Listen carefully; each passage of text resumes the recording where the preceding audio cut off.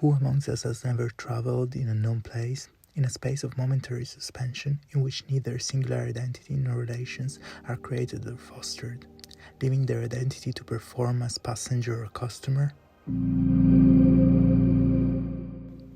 Through an internal redesign of the standard train car, this project proposes a transformation from a known place to a place by giving attention to two main elements: passenger's identity and the creation of a space for relation.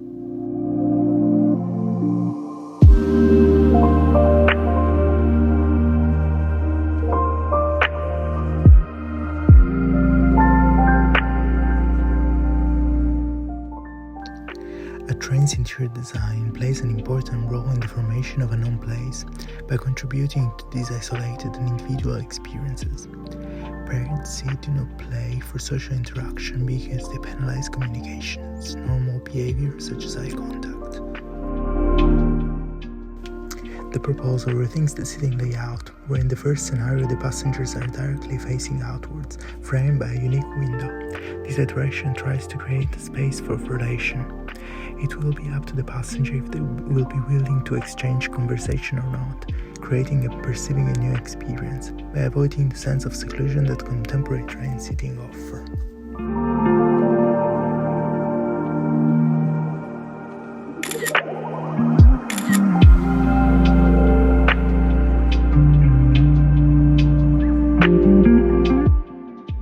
The second seating scenario sees an alternate arrangement of seatings, where oppositely from facing directly a passenger, where it can lead to discomfort by facing off a stranger staring at you, sitting diagonally to each other can benefit the conversation or exchange your ideas, and at the same time avoiding the constraint of having to forcibly sitting face to face to someone.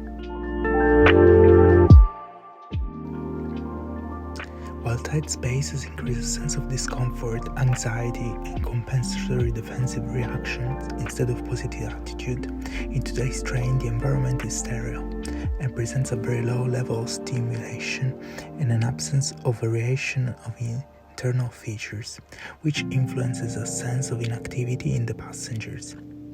In response to that, the integration of features like the canopy with skylight in the greenhouse wants to ease the negative experiences by finding new places in the train where to socially gather or contemplate with our own selves.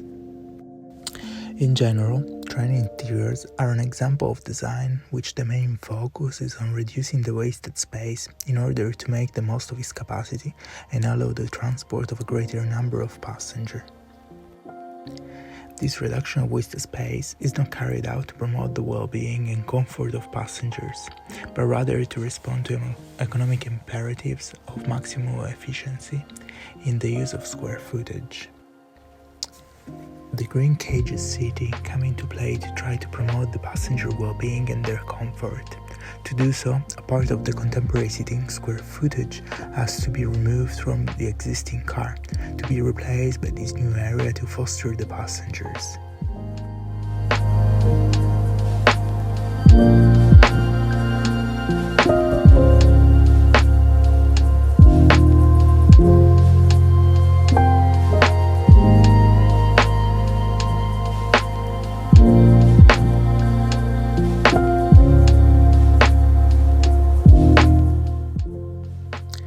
A further element that is not taken into account by train interior design are the heterogeneous individualities from age to gender, from personal needs to personal interest that make up the set of passengers.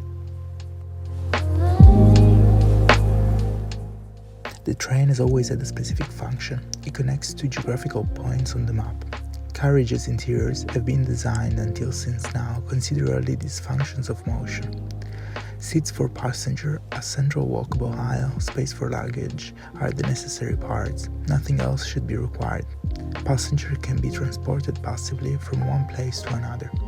Design has answered to the maximum functional efficiency, but has lacked consideration of the comfort of the passengers, their level of interaction with the environment and with the others.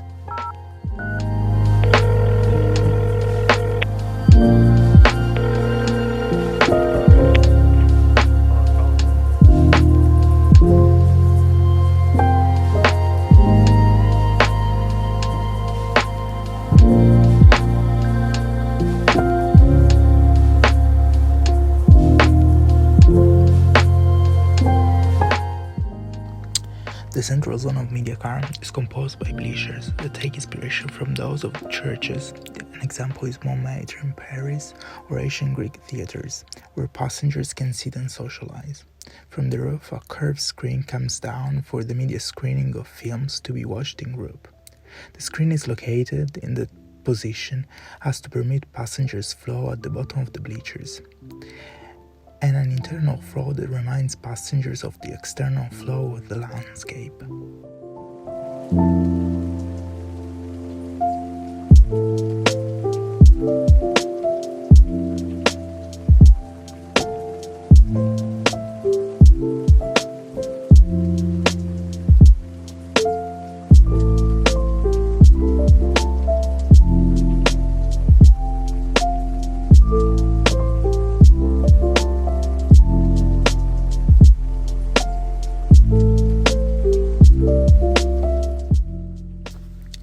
The core car presents a simple layout, mostly occupied by an elongated table that functions as a shareable co-working space. The curved shapes type not only specifically arranged to create a unique navigation of the car, but also to promote various types of placement of the seats. Each seat can spin 360 degrees.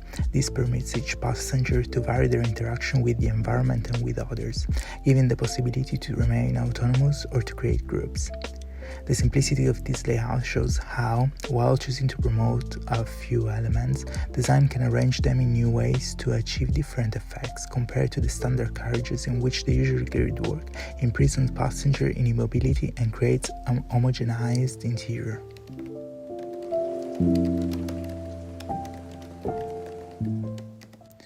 We already know where the current train interiors take us, into a known place. By anchoring ourselves to the old design solution and all systems, we will end up with the old results, because the old journey can only take us to the old destinations. Where can the attempt of a transformation from a known place to a place lead us?